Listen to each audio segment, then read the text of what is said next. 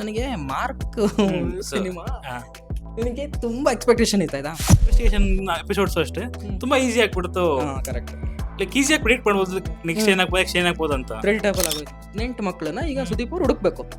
So ಒಂದೊಂದು ಹವರ್ಗೂ ಒಂದೊಂದು ಮಕ್ಕಳು ಸಾಯ್ತಾರೆ. ಸೊ ಅಲ್ಲೇ ಒಂದು ಸೀಟ್ ಎಡ್ಜಲ್ಲಿ ಕೂರ್ಸೋ ಎಲಿಮೆಂಟ್ ಇದೆ ಅಲ್ಲಿ. With what intention it is made ಅಂದ್ರೆ ಈಗ 6 ತಿಂಗಳಲ್ಲಿ ಒಂದು ಸಿನಿಮಾ ಮಾಡಬೇಕು, ಒಂದು ಮಾಸ್ ಕಮರ್ಷಿಯಲ್ ಮೂವಿನ ಕೊಡಬೇಕು, ಅದೇ ಇಂಟೆನ್ಷನ್ ಇಟ್ಕೊಂಡು ಮಾಡಿದ್ದಾರೆ. ಸ್ಟೋರಿ ಫ್ಲೋ ಕರೆಕ್ಟ್ ಆಗಿದ್ರೆ VFX ಸೆಂಟ್ರಲ್ VFX ಅದಕ್ಕೆ ಅಷ್ಟೊಂದು ಇಂಪಾರ್ಟೆನ್ಸ್ ಕೊಡೋ ಅವಶ್ಯಕತೆ ಇಲ್ಲ. Okay, ಡೆವಿಲ್ದು okay. ಇಲ್ಲಿಗ ಅಂತಂದ್ರೆ ನೆಕ್ಸ್ಟ್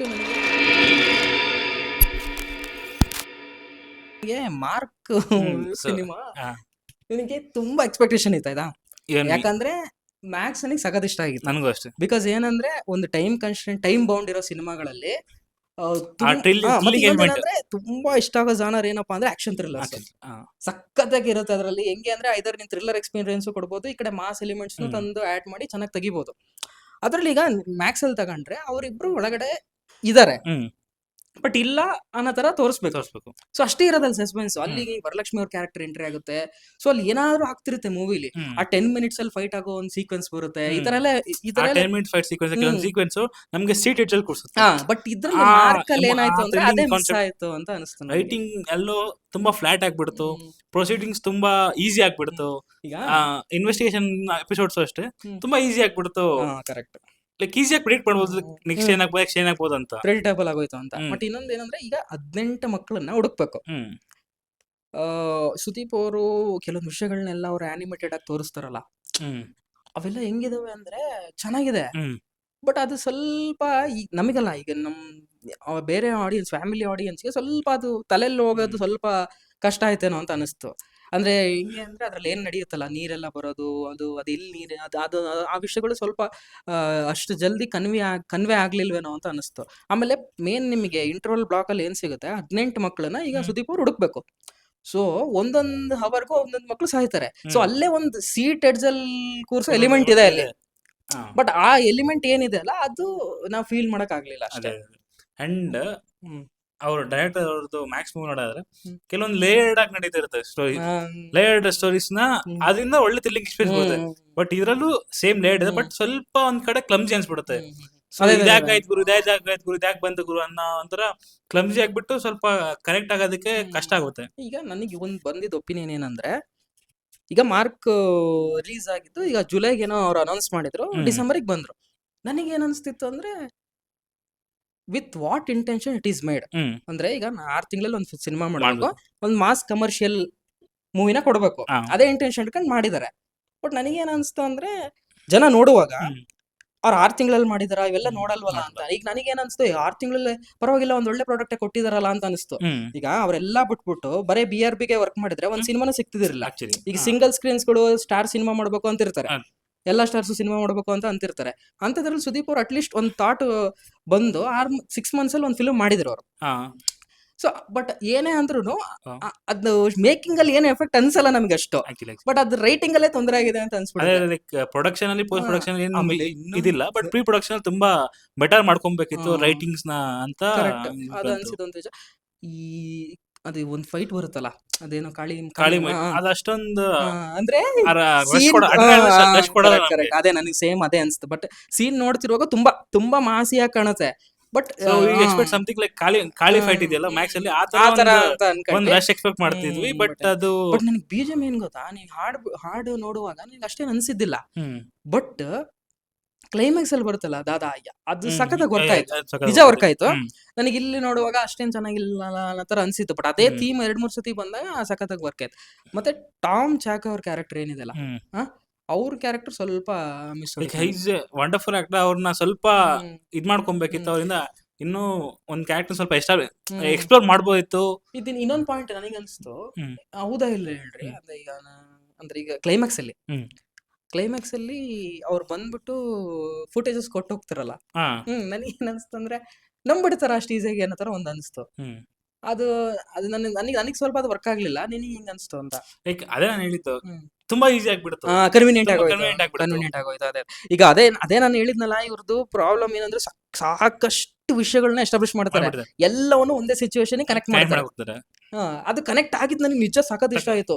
ಒಬ್ರನ್ನ ಯಾರನ್ನೋ ಅಲ್ಲಿಂದ ಎಸ್ಟಾಬ್ಲಿಷ್ ಮಾಡ್ತಾರೆ, ಅವ್ರಿಗೆ ಒಂದು ಕನೆಕ್ಷನ್ ಕೊಟ್ಟಿರ್ತಾರೆ. ಡಾಕ್ಟರ್ನ ಪ್ರತಿಯೊಬ್ರು ಅದು ಸಖತ್ ವರ್ಕ್ ಆಯ್ತು ನನಗೆ. ಅಂದ್ರೆ ಆಕ್ಷನ್ ಥ್ರಿಲ್ಲರ್ಸಿಗೆ ಬೇಕಾಗದೆ ಅದು. ಆಕ್ಚುಲಿ ಬಟ್ ಅದೇ ಹೇಳಿದ್ನಲ್ಲ, ಸೆಕೆಂಡ್ ಹಾಫ್ ಅಲ್ಲಿ ಸ್ವಲ್ಪ ಇನ್ವೆಸ್ಟಿಗೇಟಿವ್ ಅನ್ನೋದ ಆ ಪಾಯಿಂಟ್ ನ ಸ್ವಲ್ಪ ಇದನ್ ಮಾಡಿದ್ರೆ ನಿಜವಾಗ್ಲೂ ಮ್ಯಾಕ್ಸ್ ಗಿಂತ ಚೆನ್ನಾಗಿ ವರ್ಕ್ ಆಗಿರೋದು movie. Actually but mark work ಆಗಿದೆ, ಬಟ್ ಅದು ಯಾವ ಲೆವೆಲ್ಗೆ ವರ್ಕ್ ಆಗಿದೆ ಅನ್ನೋದು ಮ್ಯಾಟರ್ ಆಗುತ್ತಲ್ಲ ಅಂತ. ಮ್ಯಾಕ್ಸ್ ಅಲ್ಲಿ ಹ್ಮ್. ಪ್ರೊಫೆಷನಲ್ ಸೆಟ್ ಆಗಿ ಕೆಲವೊಂದು ಇಶ್ಯೂಸ್ ಪರ್ಸನಲ್ ಬಂದ್ಬಿಡುತ್ತೆ, ಲೈಕ್ ಅವರ ಫ್ಯಾಮಿಲಿ ಸ್ನೇಹಿತ ಮಾಡೋದಕ್ಕಾಗಲ್ಲ, ಅದಕ್ಕೆಲ್ಲ ಇದ್ರಲ್ಲಿ ಆಕ್ಚುಲಿ ಪರ್ಸನಲ್ ಸೆಟ್ ಆಗುತ್ತೆ. ಬಟ್ ಆ ಎಮೋಷನ್ ಅಷ್ಟು ನೀಟಾಗಿ ಕನೆಕ್ಟ್ ಆಗಲ್ಲ ನಮ್ಗೆ. ಅಂದ್ರೆ ಈಗ ಎಮೋಷನಲ್ ಕನೆಕ್ಟಿವಿಟಿ ಇದರಲ್ಲಿ ಅಂದ್ರೆ ಇಲ್ಲಿ ಆಕ್ಚುಲಿ ಅದಕ್ಕಿಂತ ಸ್ಟ್ರಾಂಗ್ ಎಮೋಷನ್ ಕೊಡ್ಬೋದಿತ್ತು. ಅವ್ರ ಮಕ್ಳುಗಳು ಎಷ್ಟು ಇದಾಗ್ತಿರ್ತಾರೆ, ಈಗ ಜಲ್ದಿ ಕನೆಕ್ಟ್ ಆಗ್ಬಿಡ್ತೀವಿ ಸಣ್ಣ ಮಕ್ಳು ಅಂದ ತಕ್ಷಣ. But somehow it failed for me at least. But work ಆಗಿದೆ ಮೂವಿ ಸಖತ್ತಾಗಿ. 6 ತಿಂಗಳಲ್ಲಿ ಮಾಡಿ ರಿಲೀಸ್ ಮಾಡಿ ಅದ್ ಏನ್ ಇಂಟೆನ್ಷನ್ ಇಟ್ಕೊಂಡು ಮಾಡಿದ್ರು ಅದಂತೂ ಆಗಿದೆ. 6 months ಅಲ್ಲಿ ಶೂಟ್ ಬೇಗ ಶೂಟ್ ಮಾಡ್ಬೇಕಂತ ಫುಲ್ ಫಾಸ್ಟ್ ಆಗಿ ಫುಲ್ ಇದೆಲ್ಲ ಈಸಿ ಆಗಂತೂ ಮಾಡಿಲ್ಲ. ವರ್ಕ್ ಪ್ರೊಡಕ್ಷನ್ ಕ್ವಾಲಿಟಿ ಎದ್ದು ಕಾಣಿಸುತ್ತೆ, ಎಲ್ಲ ಚೆನ್ನಾಗಿದೆ. ಬಟ್ ಅದನ್ನ ಪ್ರೀ ಪ್ರೊಡಕ್ಷನ್ ಟೈಮಲ್ಲಿ ಚೆನ್ನಾಗಿ ಪ್ಲಾನ್ ಮಾಡಿ ಚೆನ್ನಾಗಿ ಬರ್ಕೊಂಡಿದ್ರೆ ಇನ್ ಸ್ವಲ್ಪ ಒಳ್ಳೆ ಔಟ್ಪುಟ್ ಸಿಕ್ತಿತ್ತೇನೋ ಅನ್ಸುತ್ತೆ. ಮತ್ತೆ ಇನ್ನೊಂದು 45 ಆಕ್ಚುಲಿ ಕಾರಣ ಅಂತ ಹೇಳಿದ್ರೆ ನಾನು 45 ಮೂವಿ ನೋಡಕ್ ಆಗಿಲ್ಲ, ಅದ್ರ ಬಗ್ಗೆ ಸ್ವಲ್ಪ ಐಡಿಯಾ ಇಲ್ಲ. ಅದೇ ನನಗೆ ಏನಿಸ್ತಂದ್ರೆ 45 ನೋಡಿದ ತಕ್ಷಣ ಅಂದ್ರೆ ಏನ್ ಗೊತ್ತಾ, ನಿನ್ಗೆ ಐಡಿಯಾ ಆಗಿ ಮೂವಿ ಸಖತ್ತಾಗಿ ಅನ್ಸುತ್ತೆ. ಈಗ ನೀನ್ ನೋಡ್ತಿದಂಗೆ ಒಳ್ಳೆ ಐಡಿಯಾ ಅಲ್ಲ ಗುರು, ಎಂತ ಐಡಿಯಾನ ಎಕ್ಸ್ಪ್ಲೋರ್ ಮಾಡಿದಾರಲ್ಲ ಅನ್ಸುತ್ತೆ. ಈಗ ಆಮೇಲೆ ಅದಕ್ಕೆ ಮೇಕಿಂಗ್ ಎಲ್ಲ ಹೆಂಗಾಗಿ ಅದ್ರ ಬಗ್ಗೆ ಅಂತೂ ಗೊತ್ತಿರುತ್ತೆ ನಿಮ್ಗೆ, ಅಂದ್ರೆ ಎಷ್ಟು ಕಷ್ಟಪಟ್ಟಿದ್ದಾರೆ, ಏನೇನ್ ಮಾಡಿದಾರೆ ಅಂದ್ರೆ ಎಲ್ಲ. ಅರ್ಜುನ್ ಜನ್ಯ ಅವರು. ಈಗ ನನಗೇನ್ ಅನ್ಸ್ತಂದ್ರೆ, ಶಿವಣ್ಣ ಅವ್ರ ಕ್ಯಾರೆಕ್ಟರ್ ಇಂಟರ್ವಲ್ ಅಲ್ಲಿ ಬರ್ತಾರೆ. ಸೊ ಅಲ್ಲಿ ತನಕ ಅಂದ್ರೆ ಒಂದ್ ವಿಷಯ ಹೇಳ್ತಾರೆ ರೋಹಿತ್ ಅವರು, ಏನಂದ್ರೆ 45 days ಅಲ್ಲಿ ಕೆಲವೊಂದು 45 days ಅಲ್ಲಿ ಒಂದು ಎಲಿಮೆಂಟ್ ಇದೆ, ಅದು ಫಸ್ಟ್ ಹಾಫ್ ಅಲ್ಲಿ ಬರುತ್ತೆ. ಆಲ್ರೆಡಿ ಜನಕ್ಕೆ ಗೊತ್ತಿರುತ್ತೆ ಅದು. ಒಂದ್ ವಿಷಯ ಒಂದ್ ಕ್ಯಾರೆಕ್ಟರ್ ಇಂದ ಅದನ್ನ ಎಸ್ಟಾಬ್ಲಿಷ್ ಮಾಡಿರ್ತಾರೆ. ಅಂದ್ರೂ ಕೂಡ ಇನ್ನೊಂದು ಪ್ರಮೋದ್ ಶೆಟ್ಟಿ ಅವ್ರ ಕ್ಯಾರೆಕ್ಟರ್ ಇಂದ ಮತ್ತೆ ಅದೇ ವಿಷಯನ ಎಸ್ಟಾಬ್ಲಿಷ್ ಮಾಡ್ತಾರೆ ಅಂತ ಅನಿಸ್ತು ನನಗೆ. ಅದು ಸ್ವಲ್ಪ ಏನನ್ಸ್ತಂದ್ರೆ, ಸ್ವಲ್ಪ ಫಸ್ಟ್ ಹಾಫ್ ಎಲ್ಗೋ ಹೋಗ್ತಿದ್ಯಾ ಅನ್ನೋ ಅನ್ಸುತ್ತೆ. ಬಟ್ ಇಂಟರ್ವಲ್ ಒಳ್ಳೆ ನೋಟಲ್ಲೇ ಎಂಡ್ ಆಗುತ್ತೆ ಶಿವಣ್ಣ ಅವ್ರ ಎಂಟ್ರಿಯಿಂದ. ಬಟ್ ಅದೇ ಶಿವಣ್ಣ ಅವರೇ ಮೂವಿನ ಕ್ಯಾರಿ ಮಾಡಿದಾರೆ. ಅಂದ್ರೆ ಹೆಂಗೆಂಗೋ ಮಾತಾಡ್ತಾರೆ, ಬಟ್ ಅವ್ರ ಕಾಮ್ನೆಸ್ ನ, ಆ ಶಿವನ ಕ್ಯಾರೆಕ್ಟರ್ನ ಚೆನ್ನಾಗೆ ಮಾಡಿದ್ದಾರೆ ಅಂತ ಅನಿಸ್ತಪ್ಪ ನನ್ಗೆ. ಅಂದ್ರೆ ಅವ್ರಿಗೆ ಪೊಟೆನ್ಶಿಯಲ್ ಇದೆ, ಅವೆಲ್ಲ ನಮ್ಗೆ ಗೊತ್ತಿರೋದೆ. ಬಟ್ ಆ ಕ್ಲೈಮ್ಯಾಕ್ಸ್ ಅಲ್ಲಿ ಬಿಟ್ರೆ ಆ ಕ್ಯಾರೆಕ್ಟರ್ ಏನಿದೆ ಅಂದ್ರೆ, ಅವ್ರು ಕೂಲ್ ಆಗಿರ್ಬೇಕು, ಅವರು ಸೈಲೆಂಟ್ ಆಗಿರ್ಬೇಕು, ಕಾಮ್ ಆಗಿರ್ಬೇಕು, ಬಿಕಾಸ್ ಅವ್ರ ಕ್ಯಾರೆಕ್ಟರ್ ಆ ತರ ಇದೆ. ಅವನ್ನೆಲ್ಲ ಸಕ್ಕತ್ತಾಗಿ ಹ್ಯಾಂಡಲ್ ಮಾಡಿದ್ದಾರೆ. ನನಗೆ ಸಖತ್ ಇಷ್ಟ ಆಗುತ್ತೆ. ನನಗೆ ಬೇಜಾರಾಗಿದ್ದು ಏನಂದ್ರೆ, ಉಪೇಂದ್ರ ಅವ್ರು ಹೆಂಗಿದಾರೋ ಹಂಗೆ ತೋರಿಸಿದ್ದಾರೆ. ಯಾಕಂದ್ರೆ ಬಹಳ ಶಿಸ್ತಿಂದ ನೋಡಿದ್ವಿ ಆತರ ನೋಡ್ಬೇಕು ಹಂಗೆ ಹಿಂಗೆ ಅಂತ. ಬಟ್ ಅವ್ರನ್ನ ಅದೇ ತರ ನೋಡಿದ್ವಿ. ಬಟ್ ಪ್ರಾಬ್ಲಮ್ ಆಗಿದ್ದು ಏನಪ್ಪಾ ಅಂದ್ರೆ, ನನಗೆ ಯಾಕೋ ಗೊತ್ತಿಲ್ಲ, ಅವ್ರ ಕ್ಯಾರೆಕ್ಟರ್ ಅಷ್ಟು ಕನೆಕ್ಟ್ ಆಗಕ್ ಆಗ್ಲಿಲ್ಲ ನನಗೆ. ಅಂದ್ರೆ ಏನ್ ಏಮನ್ನ ಪಾತ್ರ ಇದೆಯೋ ಅದು ನನಗೆ ಅಷ್ಟು ಕನೆಕ್ಷನ್ ಅನ್ನೋದು ಬಿಲ್ಡ್ ಆಗ್ಲಿಲ್ಲ. ಬಟ್ ಈಗ ಟೀ ಕುಡಿಯೋಕೆ ಹೋದಾಗ ಹೇಳಿದ್ರಲ್ಲ, ಯಾವ ಮೂವಿಗೆ ಹೋಗಿದ್ರೆ 45 ಮೂವಿಗೆ ಹೋಗಿದ್ವಿ, ಹೆಂಗೆ ಅಂತಂದ್ರೆ ಪರವಾಗಿಲ್ಲ ಅಂತ ಅಂದ್ರೆ ಅವರು. ಅದೇ ಫ್ಯಾಮಿಲಿ ಆಡಿಯನ್ಸ್ಗೆ ವರ್ಕ್ ಆಗುತ್ತೆ. ಅಂದ್ರೆ ಏನೋ ಸಂಹವ್ ಅವರು ಶಿವಣ್ಣ ಮತ್ತೆ ಒಪ್ಪಿಯನ ಒಂದೇ ಫ್ರೇಮ್ ಅಲ್ಲಿ ನೋಡಿ ನಾವು ಸಂಹವ್ ವರ್ಕ್ ಆಗ್ಬೋದು. ಬಟ್ ಅವ್ರು ಏಮ್ ಮಾಡಿದ್ ಬೇರೆ ಅಲ್ವಾ ಅಂತ. ಅಂದ್ರೆ ಪ್ಯಾನ್ ಇಂಡಿಯಾ ಲೆವೆಲ್ ತಗೊಂಡ್ ಹೋಗ್ಬೋದು, ಯಾಕಂದ್ರೆ ಕಾನ್ಸೆಪ್ಟ್ ಕೂಡ ಅಷ್ಟೇ ಚೆನ್ನಾಗಿದೆ. But somehow it is also failed ಅಂತ ಅನ್ಸ್ತಪ್ಪ. ಅಂಡ್ ಇನ್ನೊಂದೇನಂದ್ರೆ, ನಾನು ಟ್ರೈಲರ್ ನೋಡಿದ್ರ ಪ್ರಕಾರ VFX ಸ್ವಲ್ಪ ಇದಂತ ಅನ್ಸ್ತು. ಅದ್ರ ಬಗ್ಗೆ ಮೂವಿಯಲ್ಲಿ ಹೆಂಗಿದೆ ಅಂತ ನೀವ್ ಹೇಳ್ಬೇಕು. ಅಂದ್ರೆ ಈಗ ಏನಾಯ್ತು ಅಂದ್ರೆ, ಮೂವಿಲಿ ಈಗ ನಾನ್ ರಿವ್ಯೂ ಅಲ್ಲೂ ಅದನ್ನ ಹೇಳಿದೆ. ನನಗೆ ಏನ್ ಅನ್ಸ್ತು ಅಂದ್ರೆ, ನೋಡಪ್ಪ ನಾನು ಥಿಯೇಟರ್ ಹೋಗಿದ್ದೆ ದಾವಣಗೆರೆಯಲ್ಲಿ. ಅಲ್ಲಿ ನೋಡುವಾಗ ನನಗೆ ಏನ್ ಅನ್ಸ್ತು ಅಂದ್ರೆ, ನನ್ ಜೊತೆಗಿರೋ ಜನಗಳಿಗೆ VFX ತೊಂದರೆ ಆಗ್ಲಿಲ್ಲ. ಓಕೆನಾ. ಈಗ ಏನಾಗುತ್ತೆ ಅಂದ್ರೆ, ಕೆಲವೊಂದ್ಸತಿ ನಾವು ರಿವ್ಯೂ ಅಲ್ಲಿ VFX ಚೆನ್ನಾಗಿಲ್ಲ ಹಂಗೆ ಹಂಗೆ ಅಂತ ಅಂತೀವಿ. ಬಟ್ ಕೆಲವೊಂದು ಆಂಗಲ್ ಇಂದ ನೋಡುವಾಗ ಇದು ವರ್ಕ್ ಆಗ್ತಿದೆಯಲ್ಲ, ಇವ್ರಿಗೆ ತೊಂದರೆ ಅನ್ಸ್ತಿಲ್ವಲ್ಲ ಅಂತಾನು ಅನ್ಸುತ್ತೆ. ಬಟ್ ಈಗಿರೋ ಟೆಕ್ನಾಲಜಿಗೆ ಅದೆಲ್ಲ ಚೆನ್ನಾಗಿ ಆಗ್ಬೇಕು. ಬಟ್ VFX ನನಗೂ ಸ್ವಲ್ಪ ತೊಂದರೆ ಕೊಡ್ತು. ಅದೆಲ್ಲ ಅಷ್ಟೊಂದು ಅವಶ್ಯಕತೆ ಇನ್ನೂ ಸ್ವಲ್ಪ ಚೆನ್ನಾಗಿ ಮಾಡ್ಬೋದಿತ್ತೇನೋ ಅಂತ ಅನಿಸ್ತು. ಅದೇ ಸಮ್ ಆಫ್ ದಿ ಆಡಿಯನ್ಸ್ಗೆ ಅದು ಮ್ಯಾಟರ್ ಆಗಲ್ಲ, ಬಟ್ ಒಂದ್ ಸ್ವಲ್ಪ ಜನ ಆಡಿಯನ್ಸ್ಗೆ ಅದು ನಿಜವಾಗ್ಲೂ ತೊಂದರೆ ಕೊಡುತ್ತೆ. ಬಟ್ ಸ್ಟೋರಿ ಫ್ಲೋ ಕರೆಕ್ಟ್ ಆಗಿದ್ರೆ VFX ಸೆಂಟ್ರಲ್ VFX ಅದಕ್ಕೆ ಅಷ್ಟೊಂದು ಇಂಪಾರ್ಟೆನ್ಸ್ ಕೊಡೋ ಅವಶ್ಯಕತೆ ಇಲ್ಲ. ಬಟ್ ಅದೇ ಸೊ ಮೇ ಬಿ ಆ ತರ ಇಲ್ಲ, VFX ನಿಜವಾಗ್ಲೂ ಇನ್ನೂ ಬೆಟರ್ ಆಗ್ಬೋದಿತ್ತು ಅಂತ ಅನಿಸ್ತು.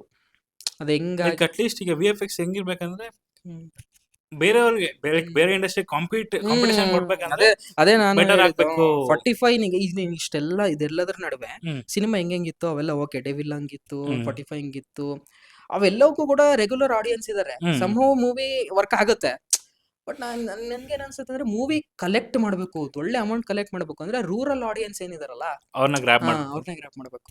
ನನ್ನ ಪ್ರಕಾರ ಅದೇ. ಈಗ ನಾನು ನಮ್ಮ ಬಟ್ ಕಂಪ್ಯಾರಿಟಿವ್ಲಿ ಈ 3 ಜನಕ್ಕೂ ರೂರಲ್ ಆಡಿಯನ್ಸ್ ನ ಗ್ರಾಬ್ ಮಾಡಕ್ಕೆ, ಪುಲ್ ಮಾಡಕ್ಕೆ ಎಲ್ಲ ಪೊಟೆನ್ಶಿಯಲ್ಸ್ ಎಲ್ಲ ಇದೆ. ಎಲ್ಲರಿಗಿದೆ ಎಲ್ಲ ಎಲ್ಲರಿಗಿದೆ ಪೊಟೆನ್ಶಿಯಲ್ಸ್ ಎಲ್ಲರಿಗಿದೆ that but was a biggest hope. Like single ಸ್ಕ್ರೀನ್ಗೆ ಆಗಿರ್ಲಿ, ವರ್ಲ್ಡ್ ಹ್ಮ್ ಸ್ಕ್ರೀನ್ಗಳಿಗೆಲ್ಲ ಡಿಸೆಂಬರ್ ಮಂತ್ ಯಾಕೆ ತುಂಬಾ ಚೆನ್ನಾಗಿರ್ಬೋದಿತ್ತು ಅಂತ ಅನಿಸ್ತಿತ್ತಂದ್ರೆ, ಈ 3 ಜನನು ವೆಲ್ ಎಸ್ಟಾಬ್ಲಿಷ್ ಮಾಸ್ ಅದೇ ನಾನು ಹಂಗೆ ಅನ್ಕೊಂಡಿದ್ದೆ. ನನಗೆ ಆ ಸಖತ್ ಫುಲ್ ಈಸಿಯಾಗಿ ಬರುತ್ತೆ. ಡಿಸೆಂಬರ್ ಅಲ್ಲಿ ನನಗೆ ಸಖತ್ ಹೆಂಗೆ ಅಂದ್ರೆ ಪಕ್ಕ ಇದು ವರ್ಕ್ ಏನಾಗುತ್ತೆ ಗೊತ್ತಾ, ಇವೆಲ್ಲ ವರ್ಕ್ ಆದ್ರೆ ಸಿಂಗಲ್ ಸ್ಕ್ರೀನ್ಗಳು ತುಂಬಾ ಉಳಿತಾವೆ. ಆಕ್ಚುಲಿ ಈ ಸ್ಟಾರ್ ಫಿಲಿಮ್ಸ್ಗೆ ಈ ಕಂಟೆಂಟ್ ಓರಿಯೆಂಟೆಡ್ ಅಂತ ನಾವು ಮಾತಾಡ್ತೀವಿ.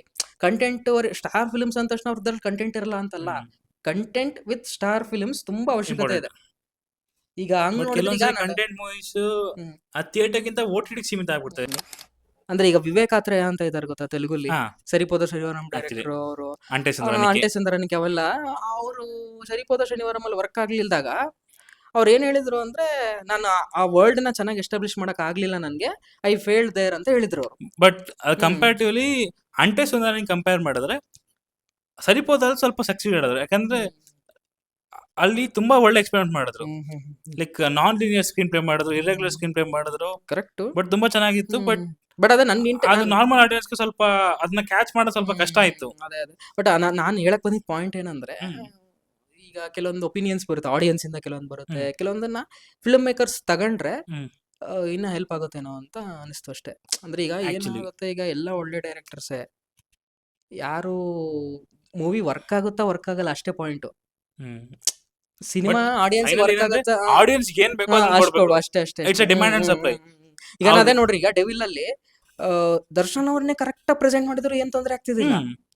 ಈಗ ಫ್ಯಾನ್ಸಿಗೆ ಬೇಕಾಗದೇನು ಅಂದ್ರೆ ಅದೇ ಅದನ್ನೇ ಕರೆಕ್ಟ್ ಪ್ರಾಪರ್ ಆಗಿ ಕೊಟ್ರು. ಈಗ ತರುಣ್ ಸುಧೀರ್ ಅವ್ರಿಗೆ ಏನಕ್ಕೆ ಅಷ್ಟೊಂದು ರೆಸ್ಪೆಕ್ಟ್ ಕೊಡ್ತೀವಿ ಅಂದ್ರೆ, ಈ ಕಾಟೇರನ ತಗೊಳ್ರಿ, ಈಗ ರಾಬರ್ಟ್ ಅದ್ರ ತಗೊಳ್ರಿ, ರಾಬರ್ಟ್ ಕಂಪೇರ್ ಮಾಡಿದ್ರೆ 10 times ಬೆಟರ್ ಆಯ್ತು.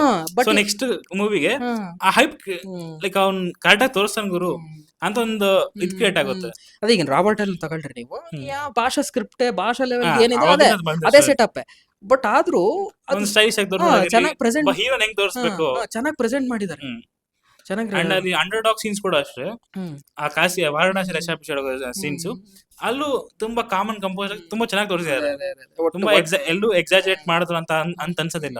ಅದೇ ಇನ್ನೊಂದೇನಂದ್ರೆ ನಮ್ಮ ಸ್ಟಾರ್ಸ್ ನ ಪ್ರೆಸೆಂಟ್ ಮಾಡೋ ರೀತಿ ತುಂಬಾ ಇಂಪಾರ್ಟೆಂಟ್ ಆಗುತ್ತೆ. ಅದೇ ಮ್ಯಾಕ್ಸ್ ಅಲ್ಲಿ ನನಗೆ ಅದೇ ಹೇಳಿದ್ನಲ್ಲ, ನನಗೆ 3 ಫಿಲ್ಮ್ ಅಲ್ಲೂ ಅಬ್ಸರ್ವ್ ಮಾಡಿ, ಈಗ ನನಗೆ ಡೆವಿಲ್ ಮೇಲೆ ಒಂದು ಸ್ವಲ್ಪ ಎಕ್ಸ್ಪೆಕ್ಟೇಷನ್ಸ್ ಇತ್ತು, ಅದೆಲ್ಲ ಓಕೆ, ನಾನು ಅದನ್ನ ಬೇರೆ ತರ ನೋಡ್ತೀನಿ. ಬಟ್ 45 ನನಗೆ ಒಂದು ಸ್ವಲ್ಪ ಎಕ್ಸ್ಪೆಕ್ಟೇಷನ್ಸ್ ಇತ್ತು, ಅದು ನನ್ನ ಎಕ್ಸ್ಪೆಕ್ಟೇಷನ್ಸ್ ರೀಚ್ ಆಗಲಿಲ್ಲ. ಮಾರ್ಕ್ ನನಗೆ ತುಂಬಾ ಈ ಸಖತ್ ವರ್ಕ್ ಆಗುತ್ತೆ, ಆ ತರ ಫಿಲ್ಮ್ಸ್ ನೋಡಕ್ ಬೇರೆ ಇಷ್ಟ. ಬಟ್ ಅದು ನನಗೆ ಯಾವ ಲೆವೆಲ್ ಎಕ್ಸ್ಪೀರಿಯನ್ಸ್ ಕೊಡಲಿಲ್ಲ. ಸೇಮ್ ಡೈರೆಕ್ಟರ್ ಸೇಮ್ ಕಾಂಬೋನ ಪ್ರೀವಿಯಸ್ ಮೂವಿ ನೋಡಿ ಅದು ತುಂಬಾ ಚೆನ್ನಾಗಿತ್ತು. So we expect the same thing, ಅದೇ ನಾವು ಸಮಥಿಂಗ್ ಮೋರ್ ದನ್ ದಟ್. ನಾವು ಮಾತಾಡ್ಕಂತ ಜಾಸ್ತಿ ಹೋಗ್ತಾ ಇದೀವಿ ಅನ್ಸುತ್ತೆ, 20 ಮಿನಿಟ್ಸ್ ಅನ್ಸುತ್ತೆ. Better we can end here. ಯಾಕಂದ್ರೆ ಸ್ಟಿಲ್ ನಾವು ಈಗ ಸ್ಟಾರ್ಟ್ ಮಾಡಿರೋದ್ರಿಂದ ಥ್ಯಾಂಕ್ ಯು. ಇಲ್ಲಿ ತನಕ ನೋಡ್ತಿದ್ದೀರಾ ಅಂದ್ರೆ ಇಷ್ಟ ಆಯ್ತು ಅಂತ ಅನ್ಸುತ್ತೆ. ಸಬ್ಸ್ಕ್ರೈಬ್ ಮಾಡ್ಕೊಳ್ಳಿ ಫಸ್ಟ್ ಟೈಮ್ ಚಾನಲ್ ನೋಡ್ತಾ ಇದ್ರೆ. ಮತ್ತೆ ಯೂನಿಕ್ ಕಾಂಟೆಂಟ್ ಜೊತೆ ಸಿಗ್ತೀವಿ. ಅಲ್ಲಿವರೆಗೂ filmy stuff by Nehal channel ಕಡೆಯಿಂದ ಬಾಯ್ ಬಾಯ್.